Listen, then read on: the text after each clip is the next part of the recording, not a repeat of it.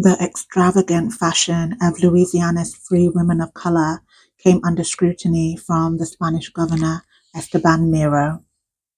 He saw their ostentatious displays of wealth as a form of rebellion against the established order.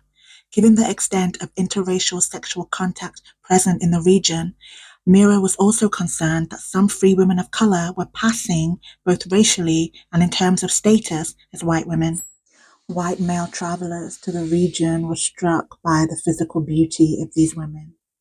The quadroons, being of mixed heritage, one quarter African and three quarters European, were often seen as occupying a middle ground between the white European and the black African populations.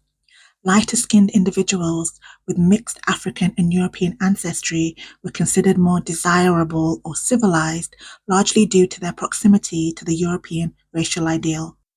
The traveller, George Featherstone Hall, observed, "I had the occasion to see a good many of them during my stay, and they carry their persons very well, but in the lips and mouth, and in the unpleasing coarse texture of the skin, the Negro blood shows itself very distinctly." His comment is a perfect example of how beauty in the 19th century was tied to notions of racial purity.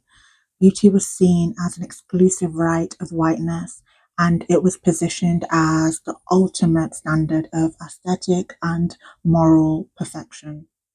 The quadroons could never truly attain the ideal of European femininity because of their African lineage. Their beauty, in his view, was always tainted by the Negro blood they carried, marking them as forever outside the boundaries of full whiteness. This reinforces the notion that race, even in its most subtly mixed forms, was seen as an indelible mark that could not be erased or transcended.